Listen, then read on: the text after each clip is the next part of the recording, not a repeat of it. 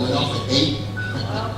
I said, well, praise God. I looked at one of my eyes and it was red as I don't know what. I think I got something in the eye and I didn't know it.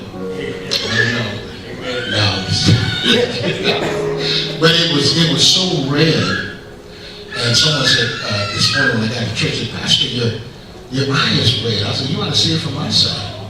If it looks red to you, you ought to see what I'm looking at. But I think it's just when I leave here today, I think I'm going to try to take a nap. And I'm going to do my best. I'm going to try to take a nap. And maybe put on some worship music. And I'm going to try to take a nap. Amen. So don't call me. Amen. Unless it's an emergency. Amen. You feel free. Well, anybody ever text me? You know, I'll text you right back. I don't care what time it is in the morning, 3, 4, 5. Y'all know I'll text you right back. Those are up. But I'm going to do my best. I'm going to try to take a nap when I get out of here. So it is 11:17. Give me until about 3:45. We're going to work this thing out. We're going to work this thing out. Mr. Kamen is out of town. You know, he grown. He's going to take a vacation. And his birthday is tomorrow, so we should have a happy birthday. What, be 23? Wow. Oh my goodness. You know you're getting something when your baby is 23. Amen. My oldest son turned 36 earlier this month.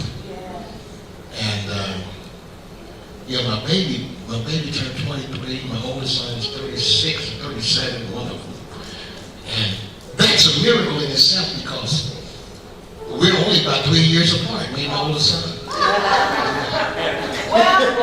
But truth be told, he looks older than me. I was looking at him, we were down the stairwell. I'm looking at him like, man, when did you go bald? I said, what's that? Is that a belly? What's that? He said, Dad, it's happening. I said, well, I'm going the other way. What you doing? But be sure to wish Brother Kamen a happy birthday. And he took a few days off. And pray that he enjoy himself and be safe. All that wonderful stuff. Amen. Amen. God is faithful. So listen, let's take a few moments and let's take a few moments and let's see what we can do. Amen. Amen. I may not go directly by the script, but I'm going to do my best. Just to minister out of my spirit. Amen. Thank you. Amen. Before I release the word, I want to remind the brothers, we have a sign-up sheet out there, and the ladies, they want to feed us. Amen. They want to feed us some good stuff. So be sure next Saturday, what time is it in the morning? It's this Saturday. Prayers at 10. Okay, is that 11? Right afterwards. After prayer.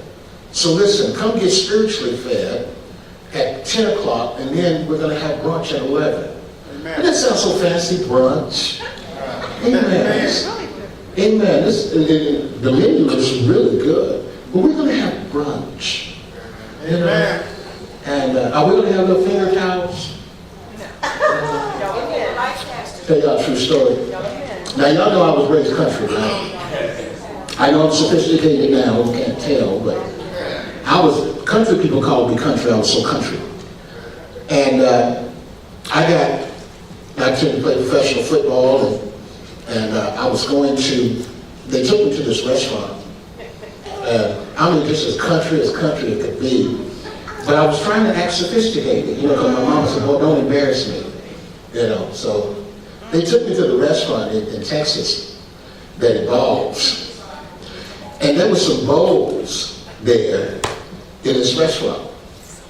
And you know me, I'm trying to fit in and be sophisticated. I've never been to a restaurant before in my life. I never had a bottle of soda pop until I was 12 and almost drowned myself because I never saw one before. And I was 12 years old and I had my first bottle of soda pop. But anyway, we were in this restaurant. And I'm sitting there, you know, my dad worked overtime to get me this suit that he bought from a guy's trunk. You know? I mean, I was crazy. I had this black suit, and he bought it out of the trunk of this guy, so you know it was hot. But I was crazy anyway. And I'm sitting there, and they had these little bowls of water in front. So I pick it up, you know, trying to be real sophisticated. I pick the bowl up, I'm sipping.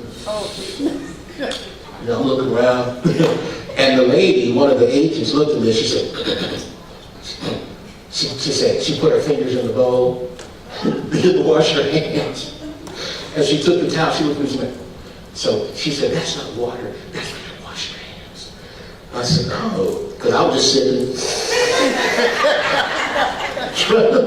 trying to look sophisticated. And she said, so she said, put it down. So I put my hands in the bowl and I'm washing, you know. And then I'm looking at all these forks and spoons and bowls, and I'm going, can I get a sandwich? But I said that to show you how God has been so good. Amen. That I cannot convey how good God has been, how faithful.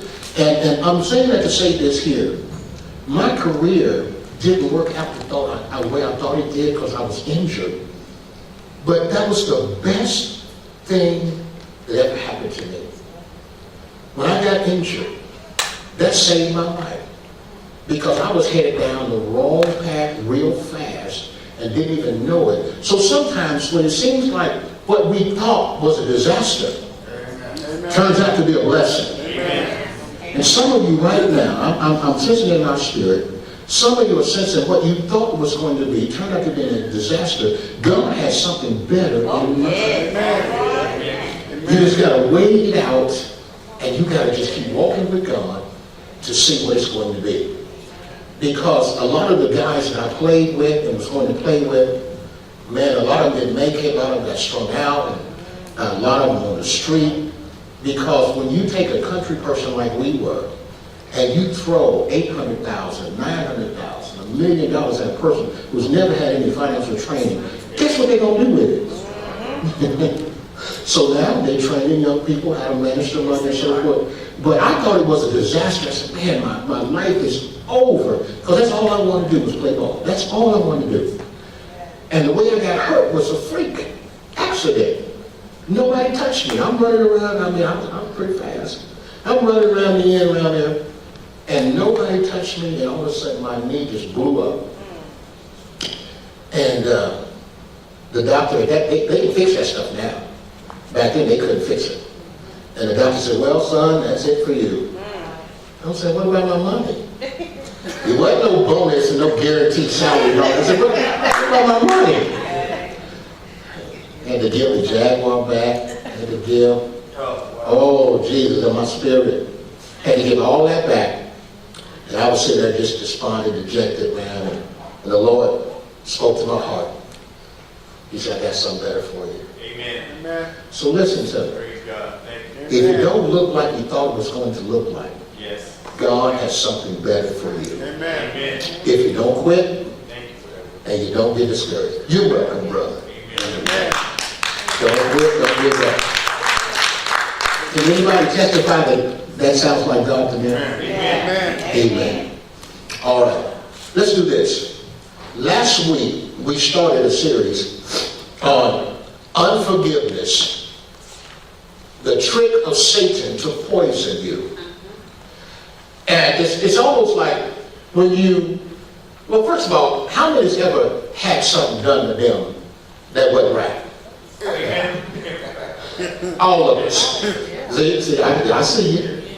Wasn't right. In fact, it was just downright wrong. And sometimes it's done by Christian folk. I think that hurts the worst.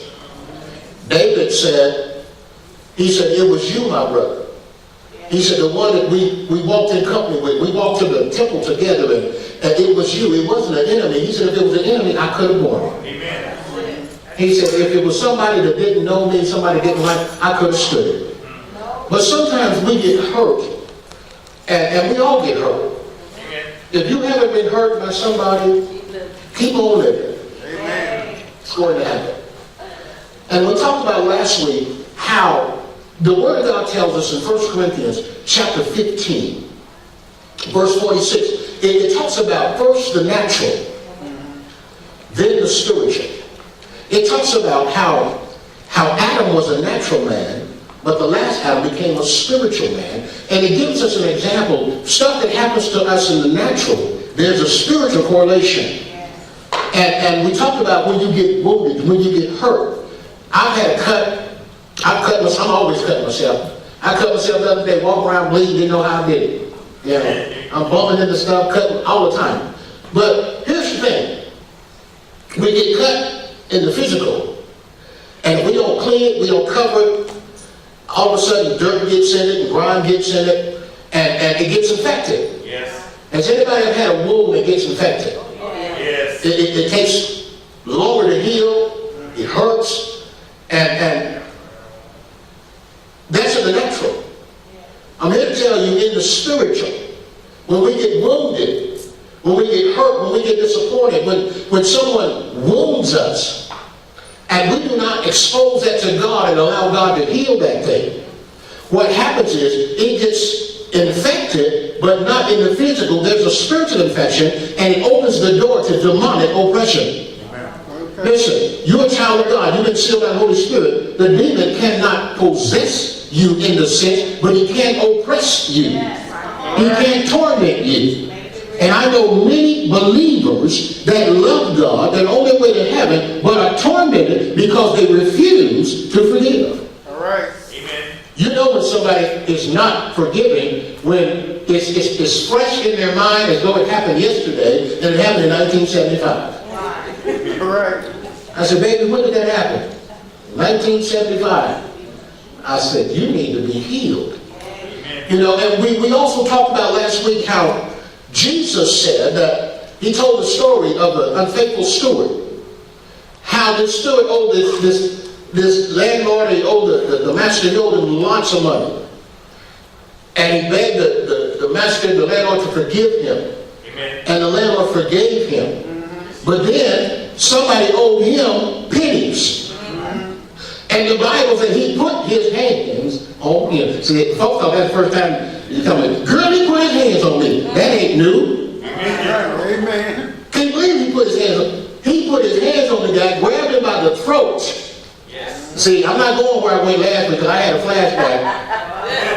Somebody said, Pastor, we can see your eyeballs rolling. You know, I had a flashback, but he grabbed him by the throat and demanded the money of him. And since the man couldn't pay him, he had him thrown into prison where the tormentors. And then the master heard about what this guy did, and the master said, I forgave you all of this debt, and you couldn't forgive pennies. And the master said, I'm going to turn you over to the tormentors, to be tormented until you have learned your lesson or until you pay your debt. And Jesus, this is what Jesus said. Now, I didn't make this up. I want you to go to Matthew chapter 18. And I kind of gave you an overview, but we're going to look at Matthew chapter 18, verse 34. This is what Jesus said. Now, I didn't say it. Jesus said this. And he said, and his Lord was wroth and delivered him to the tormentors till he should pay all that was due him. Keep going, please, 35. Look what Jesus said. Jesus said, so likewise shall my heavenly Father do also unto you, if you from your hearts forgive not everyone his brother their trespasses. Amen. Jesus said, my Father will deliver you to the tormentors. Now, who are the tormentors? Anybody know? He talking about physical prison. Remember, first the natural, then the spiritual. The tormentors are those demonic forces that have limited access to us if we walk in unforgiveness. You wonder why people's minds are the way they are, because they refuse to let it go. And God has has no choice. God is a God of principle. God is a God of law. God says, if you do not forgive, I have no choice but to allow the tormentors limited access to you. And I've seen people tormented because of what somebody else has done to them. Wow. You ever hear people talk about what people have done to them? Amen. We all got stories now. But when you understand that God gave us the power to forgive as a weapon to protect us. So God loves us. And he does not want the enemy to have access to torment us. But if we will not forgive others their trespasses, then it opens the door to demonic oppression. Amen. Said, Pastor, let me tell you the difference between biblical demon possession and Hollywood. Hollywood. Y'all pray for me. Amen. Listen. Now, how many ever seen some of those horror movies? I saw a movie one time, man, I was never the same again. The Exorcist. It messed me up. That back in the 70s, I wasn't even allowed to go to the movies, but I snuck and went. And, you know, thank God I realized that's really not the way it is. But back then, I didn't know. You know, they had a big old sign of the heart trouble and all that, don't come in. I was like, ooh, I got to go see this, you know. But Hollywood's example of demonic oppression, demonic possession is different from the biblical. Demonic, actually the word is not possession, it is to be demonized. And demonized is not necessarily where the devil just controls you, but the devil has small influences in your life, and you think it's normal. You think it's normal, the stuff that's happening to you. But it's not normal, but the devil has made it seem like it's so insignificant that you don't even know that the enemy is influencing you. Amen. And if you track it back far enough, somewhere down the line, there has been some unforgiveness that opened the door for the enemy to come in, limited access to our mental capacities, our soul. So the devil cannot possess your spirit. In order to possess your spirit, you got to come in, kick Jesus out, kick the Holy Ghost out. First you got to bind the strong man, then you can spoil his house. He can't kick Jesus out. Amen. But your soul, which is your mind, your will, and emotions, they are tied to this body, and they have limited access. The demonic forces can come and molest your soul, trouble your mind. And we open the door to those influences when we do not forgive people their trespasses. Pastor, you don't know what they've done to me. When you realize it is not what they've done to you, when you realize that you have the power to release them and allow God to deal with them. Amen. We talked about last week, let's not take something that belongs to God for ourselves. The Bible says, vengeance is mine, said the Lord, I shall repay. So when we begin to hold unforgiveness, we're taking away from God what belongs to him. Amen. But how many know nobody can deal with people like God can? Amen. That's why he said vengeance is his. But when we try to take it, it becomes revenge. I mean, we don't know how to mete out justice the right way. I know I don't. I go overboard. I do. That's why I was in trouble all the time, because I didn't know when to quit. I would go overboard.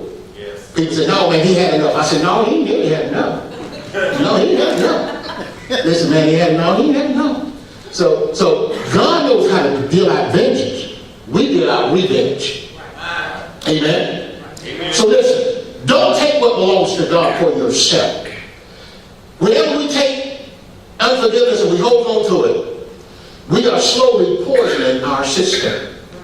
And of course the enemy will keep things going because he wants you poisoned. Amen. And I'll be honest with you, unforgiveness feels good. You holding on to stuff, it feels good to our flesh. Amen. No, I'm not going to let you off the hook. Mm-mm. No, I remember what you did. I remember everything everybody's ever done to me. Don't buy into this stuff. It ain't even in the Bible. Forgive and forget. It ain't in there. Because I guarantee you, I can ask you, you truly forgive, and you probably truly have, but you remember what you forgiven. Amen. Amen.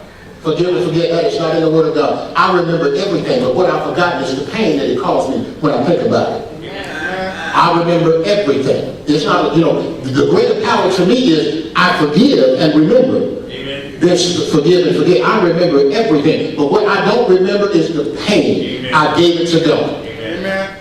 But if I can recall something, I can recall plenty of stuff. Yes. So you can recall stuff people have done to you. You can recall stuff people said to you. Amen. But does it hurt anymore? If you truly forgive it, no, it doesn't. If it still hurts, guess what that means? You're holding on. You hold it on, and you haven't given it to God. So, Pastor, it was so devastating. It was devastating. It's painful. People can be cruel. People can be tricked. People are tripped. I'm just going to tell you, I've been around here long enough. People are a trip. Amen. They know that, brother. He made some trips in his life. That's why he's saying you're right, brother. People are a trip. But you got to understand, you got to give people to God. You got to give people to God. Let God handle people. Let God mete out his judgment. And whenever people offend me, I start praying for them. Amen. I do. Because I found out something. I'm going to share this here in just a minute. It is hard to hold unforgiveness and bitterness for people you are really, really praying for. I mean, with tears, praying for them. With tears, asking God to bless them. With tears, asking God to move in their lives. You can't hold unforgiving people you're praying for like that. Maybe y'all can, I can't. I can't do it. Okay. Maybe the rest of y'all can. Me and him can. We can't do it. We can't hold unforgiving people we pray for. I just can't do it. Because I find myself praying for people, and all of that bitterness begins to leave, and all of that anxiety begins to leave, and all that wrong feeling begins to leave, and it's replaced with the love of God. Amen. And I'm here to tell you something. Listen to this. If you hold enough forgiveness in your heart, your love walk is not perfected. Amen. The enemy is trying to come against your love walk. Amen. And if you can hold unforgiveness in your heart, God wants to deal with your love walk. Because what unforgiveness really is, let me tell you what it actually is. Unforgiveness is actually a form of hate against another person. Amen. Let that sink in a minute. Amen. Unforgiveness is actually a form of hate against another person. And if you have hate in your heart, the love of God is not perfected in your heart. So, Pastor, don't tell me I don't love. No, I didn't say you didn't love God. But if you have hate in your heart, then the love of God is not firmly being perfected in your heart. And what you need to start doing is forget about what they did and start getting your heart right with God. Amen. Amen. I just can't get too many amens today. That's okay. Listen to this. What somebody has done against you is one thing. But if you take Satan's bait of an unforgiving heart, it will do much more harm to you than they did. Wow. Amen. No matter what someone has done to you, if you hold on to unforgiveness, it will, in the long run, it will end up doing more harm to you than even what they did. And you say, Pastor, how can that be more than any worse than what they did? Trust me, after Satan gets through working with you, you will be in a worse state than what they have done to you. When I become to realize this, man, I'll let people go. It will do more harm than they did. And let me ask you a question. Do you want to continue to allow their mess to trouble you? What they've done to you to trouble you, it's done plenty already. Right. Pastor, why are you preaching this? Because the Lord already showed me some of us need to let some people go. And I don't mean to let them go physically. I mean you need to let them go in your heart. Amen. Because it is holding you bound. It's holding you captive. It's like I said before, you drinking poison and waiting on them to die. Amen. Amen. How crazy is that? Listen to this. Allowing yourself to hang on to hard feelings and become bitter only causes the wound to become even more infested spiritually. Listen to this. It's time to let go of what people have done to you. The only reason you're holding on to it, those feelings, is because it feels good on the inside. Don't let this fool you, brothers and sisters. Bitterness is known in the Bible as spiritual poison. Spiritual poison is what the Bible calls bitterness. No wonder Satan wants to keep us in walking in unforgiveness, because he's slowly poisoning us on the inside. And I promise you, if a person continues to hold on to unforgiveness, their latter state will be worse than what somebody's done to them. Amen. Amen. Talk, Pastor. It is not easy to let people go. It is not easy to forgive. It isn't. But once you understand the price, once you understand what it costs you, you will do it. And then you'll trust God with how you feel about it. I wish I could tell you every time I've forgiven somebody, I felt great. I'll be honest with you, I was sick to my stomach. I really was. But I understand it costs too much to hold on to that. Listen to this. Now let me go in. That was a commercial, kind of keeping me caught up with last week. Let's go in some more here. What is the key to forgiving somebody? If you have a hard time, now listen, I had a hard time forgiving somebody, some people. And I know I'm not the only one. But I had a hard time. This is what the Holy Ghost spoke to me. Wrote it down because I didn't want to miss it. He said, if you are having a hard time forgiving others, it's because the love of Christ isn't flowing through you. Right. When I heard that, I wanted to rebuke the devil. I really did. I bind that. You bind all you want. And you know that you bind. You know who's talking. He said, if you have a hard time forgiving others, it's because the love of Christ isn't flowing through you. How do you solve this problem? Start working on your relationship with God. You have a hard time forgiving people, forget that. Start working on your relationship with God. If you have a hard time letting people go, put that on the burner for now and start working on your relationship with God, because the love of Christ is not flowing the way it's supposed to if you can hold bitterness in your heart. Amen. Amen. I've seen some things that just boggle my mind. I've seen people talk in tongues and cuss people out at the same time. All right. Well, I'm saying, man, this is some weird stuff going on here. So this is some weird stuff happening. How can you glorify God in one sense and curse your brother in another sense? right. Amen. Talk, Some Pastor. weird stuff going on. Listen to this. As I was praying and trying to get the right thing and writing some stuff down that the Spirit of God was giving me, he said, the first thing you need to do, if you're having a tough time, and there may be somebody here, there may be somebody listening that's having a difficult time forgiving, he said, put that to the side for a minute and start working on your relationship with God. Because when you begin to work on your relationship with God, it begins to let the love of God begin to flow the way it's supposed to, and then you can begin to forgive a whole lot easier when your relationship with God is intact. Amen. Amen. Praise God. Praise God. Amen. I guess y'all thinking about it. Listen to this. Lord. When you begin to work on your relationship with God, it allows forgiving others. It becomes easier as the time goes by. The closer I got to God, because I went through some stuff, man. I'm not going to bore you with stuff I went through, because everybody got a story. Everybody got a story. Amen. And I'm not going to bore you with that. But I went through some stuff where I actually hated people.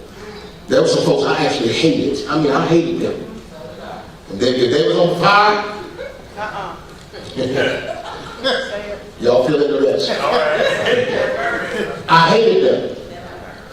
But at the same time, I would come to church and try to preach.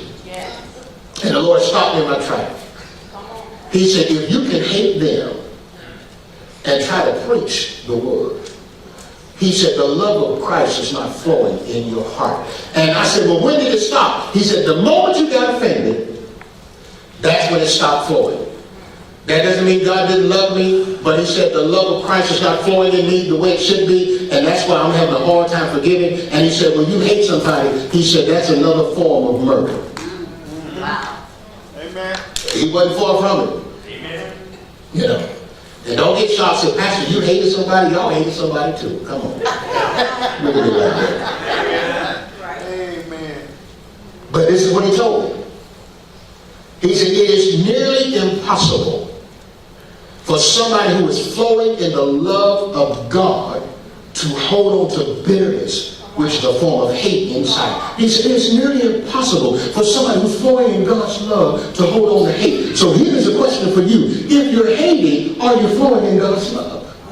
All right. Talk, Pastor. If you're operating in bitterness, are you flowing in God's love? Just a question. Jesus said this. Jesus said, listen, in John 14:23, he said, if a man loves me, he will keep my words. And my Father will love him, and we will come unto him and make our abode in him. Jesus said, if a man loves me, he will keep my words. What is his word? John 13:34.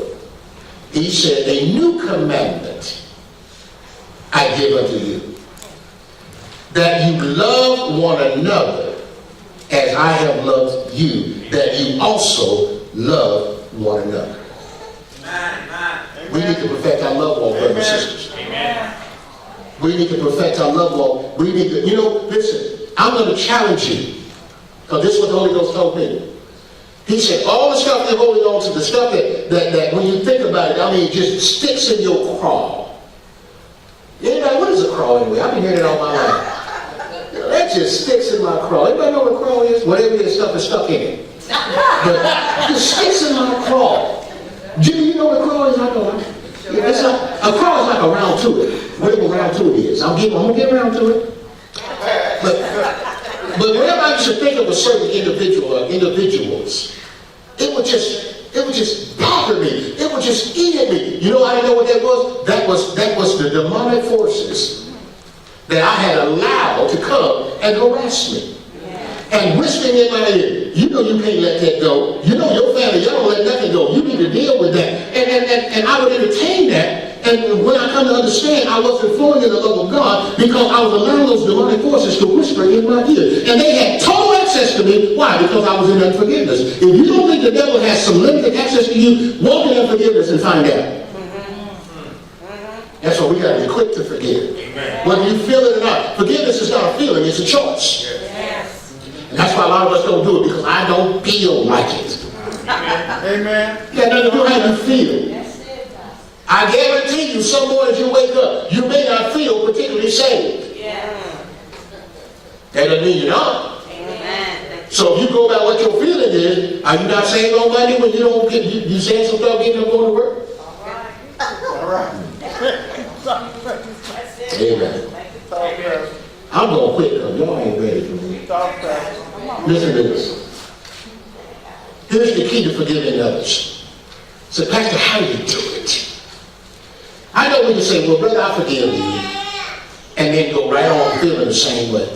How do you forgive somebody? How do you forgive somebody? Let me give you a key. Grow in God's love.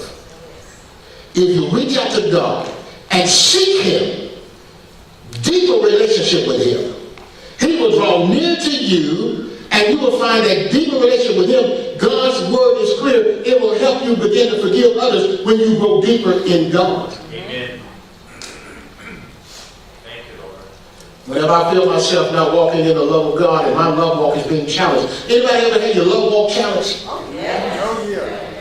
My love walk being challenged. I looked at somebody not long ago. I said, ooh, if you called me 10 years ago, you know. But now I can look at you. And I can say, you know what, brother, I forgive you. Sister, I forgive you. But when I felt a certain way about it, I don't know what it means, but I heard some young people say that I was in my feelings, whatever that means. I hear that a lot. I was in my feelings. That's okay. Whenever I feel like I'm in my feelings, you know what I do now? I'll tell you what I do. Corey, you want to know what I do? Yes, sir. I'm going to tell you what I do. That's my answer, by the way. Look at me and no, I really don't want to hear nothing. Whenever I feel myself in my feelings, the first thing I do, I put on some worship music. Amen. Because as long as you're in this body, you're going to get in your feelings. That's right. Amen.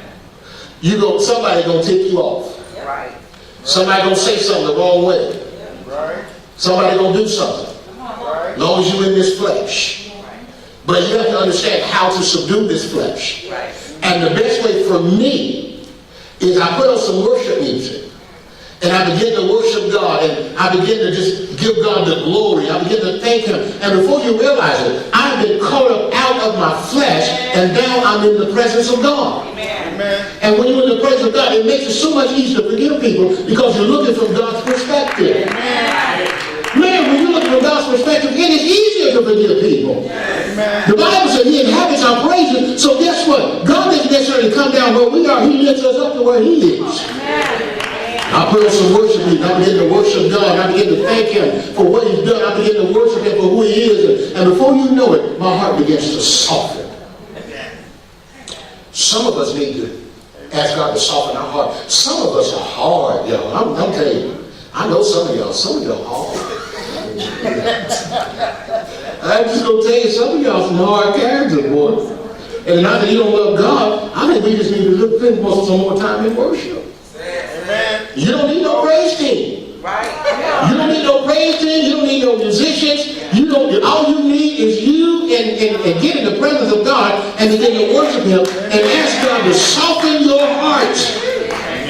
Because whenever I feel myself, listen, and I'm a pastor, but y'all, I'm a man. I'm a soul man. I'm a man. And I'm exposed to stuff just like y'all are. Right. I'm not exempt. And I can tell when I'm getting in my feelings. And one of the things God told me to do, because you can tell when you're getting a little crusty around the edge. Come on now. Some of y'all can't, but I can tell if you're getting crusty. And you ought to be telling me if you're getting crusty. I was getting just a little crusty. And I said, you know what? It's time to increase my worship time, and it's time to go on fast. Amen. Now it's time to fast. So I made up my mind. I picked a day that I fast that day. And it's for no other reasons. Is to bring this under control. And there's nothing like bringing your flesh, your mind under control like a good old-fashioned fast. Because I felt myself getting a little crusty. I mean, and I said, you know, I'm feeling a little crusty. There's one thing about yourself, Amen. but other folks can tell too. Amen. So, you know, you're getting a little attitude. You're getting a little, it's one thing when you can tell it, but when other folks are telling you, you're getting a little hard. I said, okay, it's time to worship.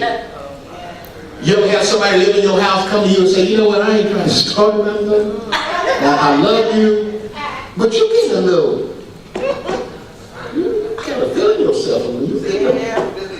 I can't accept to me. You know, and once the resistance is broken, who are you talking to? Once that dealt with, then you begin to think, that was a little crusty. That was. And the best thing to do, man, I put on some Fred Hammond. I put on some worship music. I get by myself. I begin to worship God. And I say, you know what, God, I'm going to pick this day. And I'm going to fast. And God didn't tell me to. But how many know sometimes God shouldn't have to tell you to put your shoes on, your socks on. You grown. You know that you feel a little crusty. You know that you ain't thinking the way you're supposed to be thinking. You know, call yourself on a fast. I'm here to tell some of y'all need to fast a couple of days. I'll join you. I'll join you. I ain't no problem. You had some issues that Pastor fast with me. Y'all already know I will. I'll push the plate back. I'll fast with you because I want you to walk in victory. And I can use some myself. You can never, overdo. Well, you can't overdo, but fasting. But man, one day a week is good for everybody. Listen to this. Jesus said, the best way to deal with unforgiveness is to draw nigh to God. How do you forgive somebody? Listen, somebody wrong you. Like when I'm preaching this message today, Yes. trust me, get ready. Get ready. Get ready. Y'all may be getting along just going. Now this word's going forth. Get ready for the enemy to try it. Just get ready. Forgiveness is not a feeling. Because once I forgive it, I didn't feel it. I made a decision. I decided to forgive. Decision is not a feeling, it is a choice to forgive. You choose to forgive. You choose to give it to God. You choose to put it in His hand. You choose to leave it with Him. You choose to do it. Amen. Give your hurts to God. Give it to God. God, that kind of, give it to God. Amen. Get ready for this message to be challenged. I'm going to get a couple phone calls. Woo, Pastor. You won't believe what happens. Yes, I will. But begin to grow in God's love. This is how you forgive. You grow in God's love, it becomes easier. Easier. I can tell when my love walk is being challenged. I can tell. And I can tell when I'm getting a little... Can you tell when you're getting a little... crusty? And can you tell when you're getting a little stank attitude? You know, you can tell. Nobody really has to tell you. You can tell. Because sometimes I'll say something and I'll go with them. Man, that's kind of hard. I said, what's going on with me? You know, then somebody after a while somebody said, you know what, that was kind of hard. I said, well, you know, you're probably right. And I had to go. I'll get away. I go worship. I go worship God. I get along in the presence of God. I begin there. I say, God, I'm not going to eat today. I'm just going to give this time to you. And I need you to do something with me. And that's not the time you start praying for everybody else. God, do something with me. That's right. Because we can think of all kinds of stuff wrong with everybody else. I mean, if I write a list and I write Arlene's name on it, I come up with all kinds of stuff. Arlene. I come up with all kinds of stuff. It's wrong. Yeah. But that's not what He told us to do. If you ever get in worship and you know you're in the presence of God, this is how you tell you're really in the presence of God. It's when He starts dealing about you and nobody else. You know you're in God's presence when He starts talking to you about you. Amen. Not everybody else, not my brother, not my sister, not their faults, not that. He starts dealing with you. And I always know when I worship God and I'm in the presence of God, I always leave with some work to do. Because He always points out, you need to deal with that son. I said, God, I thought I had that taken care of. He said, well, I'm telling you, you don't. What you going to say, God, you wrong? You missed it?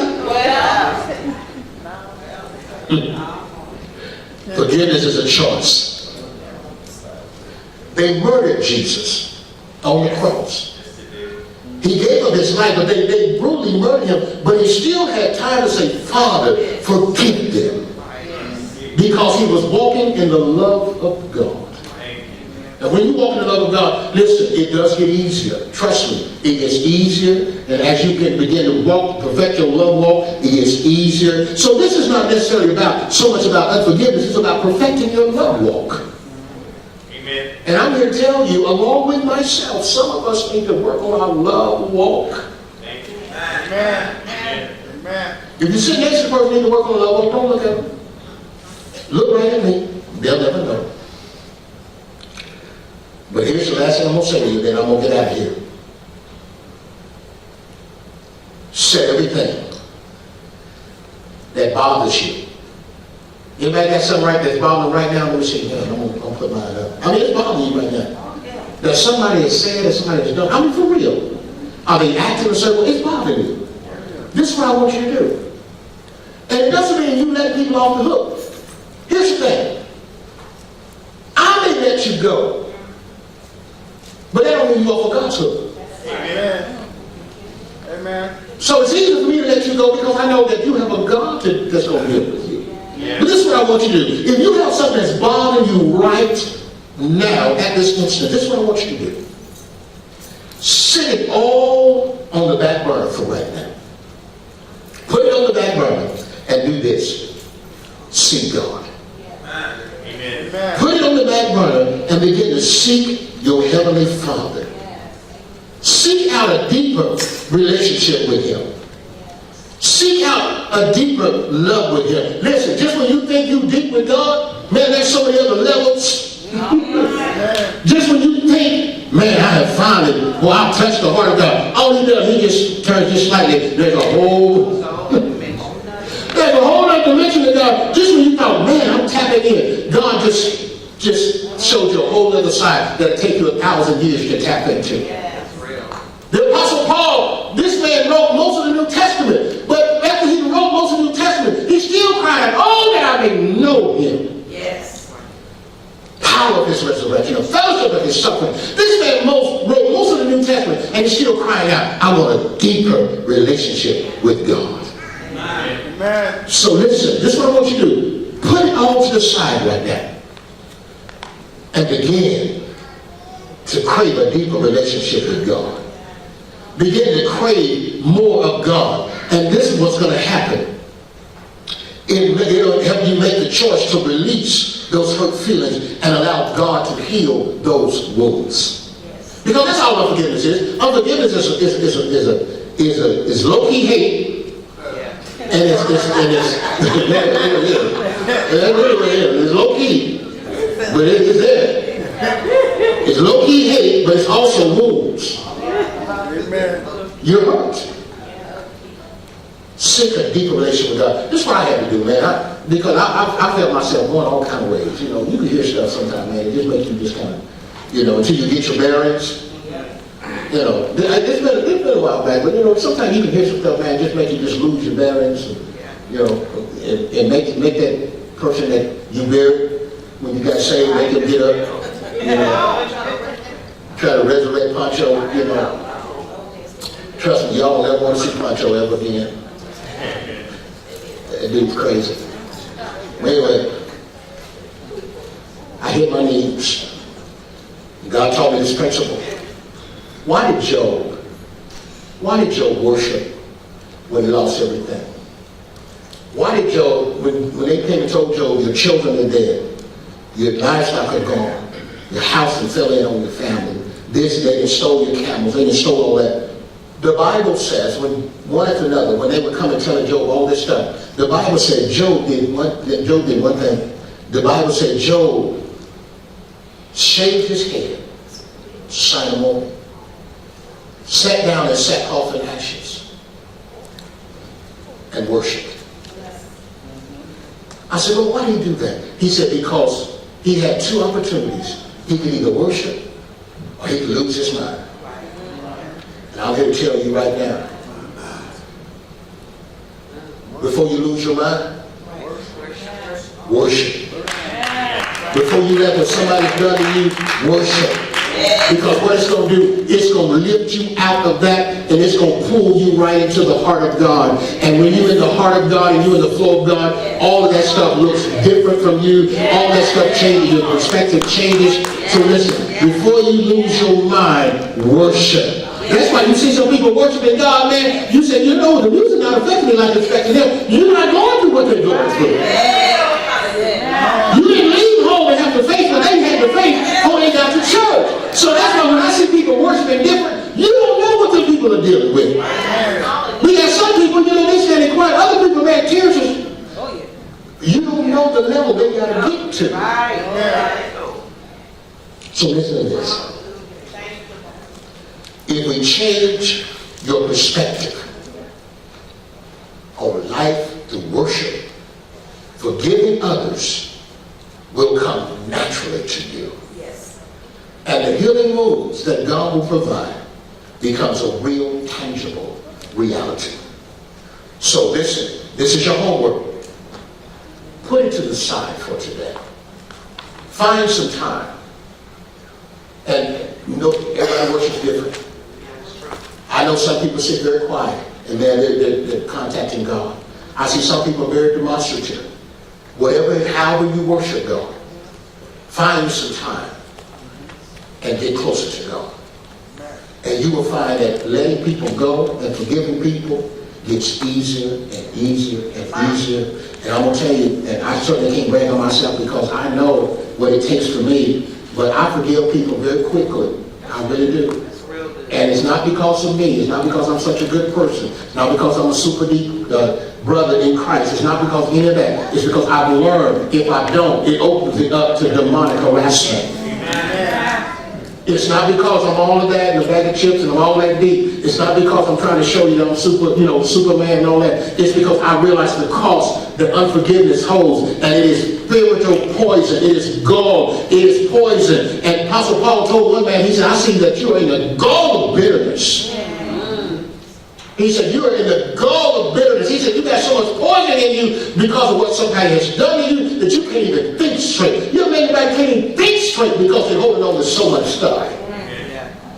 Pastor, you don't know what he done to me. You don't know what she... I do know what this is, though. When you encounter somebody like that, they're being tormented by the enemy. And the way you get released is put it to the side and worship God. And when God began to change your perspective, releasing people becomes easy.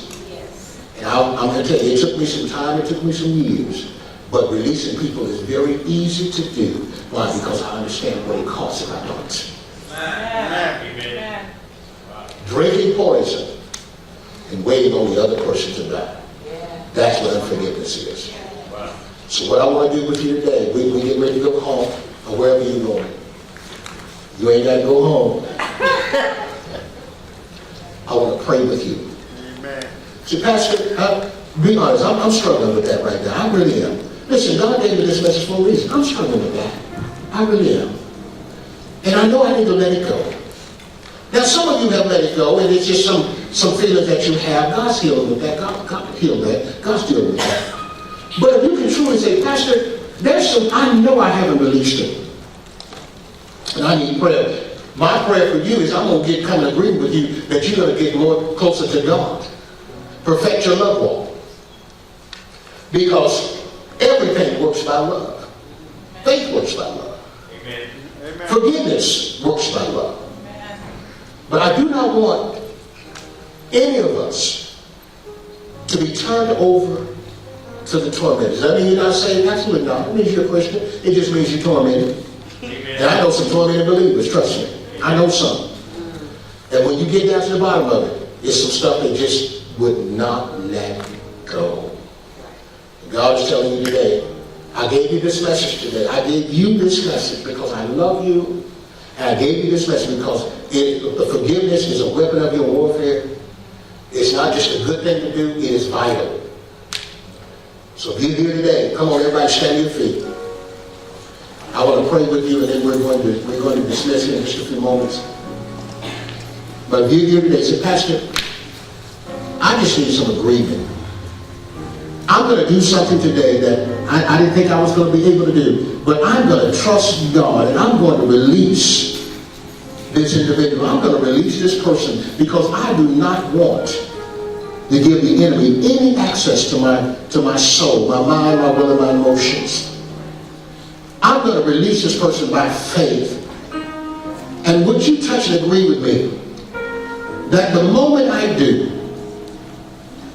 that I'm going to turn it over to God and I'm going to increase my love walk. I'm going to find some time just to worship God. Put on some worship music and just be alone with God. And in that time, there's going to be a holy exchange. There's going to be a transaction. As I worship God, He's going to take that hurt. He's going to take that pain. He's going to give me His beauty for ashes. He's going to take my weakness. He's going to give me His strength. He's going to take all of that bitterness. He's going to give me His joy. So, Pastor, will you agree with me when I find that time? But today I made up my mind. I'm not holding this not one more day. It's not because doesn't mean you don't love God. You do love God. That's why you don't want to hold on to it. Not one more day. You don't have to tell people. You don't have to tell anybody what you've done. God knows. God understands. And the reason that I can teach this is because I had to do this.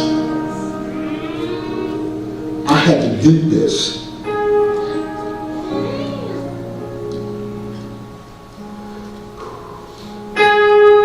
Sometimes people can hurt you so bad.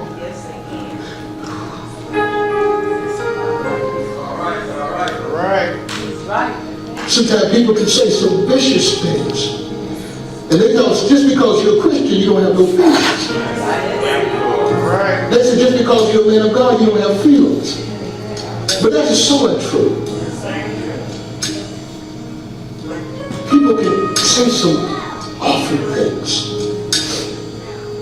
I'd rather people hit me physically than say some things like that. But I had to give it to God. And I'm just like you. I hurt just like you. I bleed just like you. But I had to give it to God. He taught me this message. He taught me this. He taught me this. He said, son, increase your love or worship me. Get in my presence. And it'll be easier. Because I was struggling. I said, God, I'm struggling.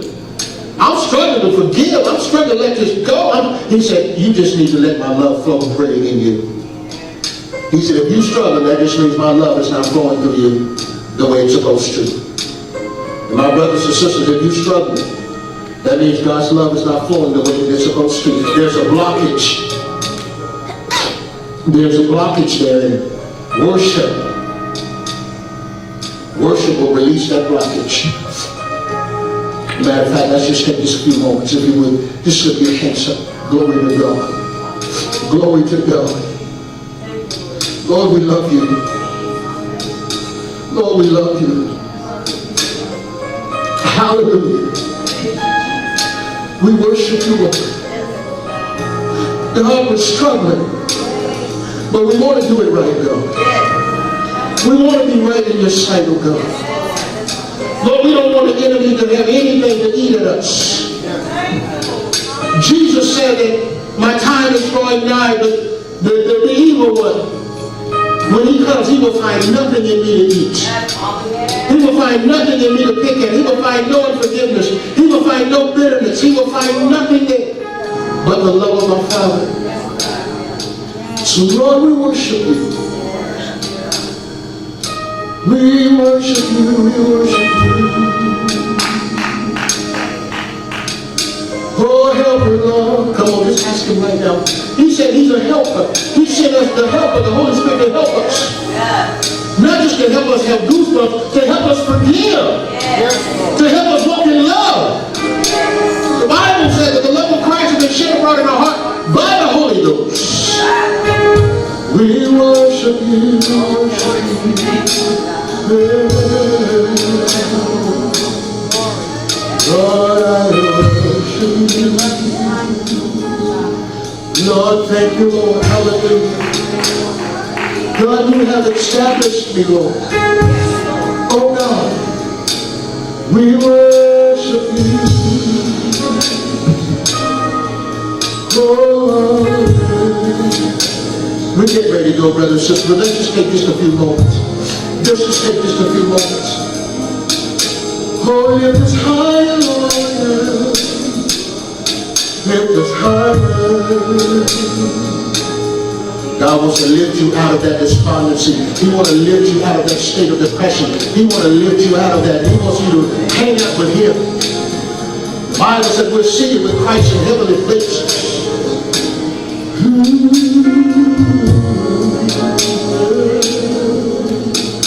I worship you. Come on, right where you are. Just open your mouth. Begin to look on him. Come on, just begin to worship him right now. Just right where you are. Come on, open your mouth and begin to tell the Lord, I worship you. Hallelujah, hallelujah. Oh, we worship you, Lord. Oh, God, we worship you.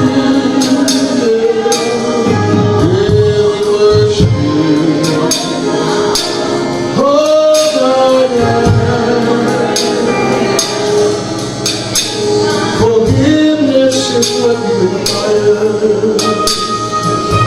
Thank you for forgiving me first of all, Lord. Forgive me, Lord. Forgive me, Lord. Holding anything aside.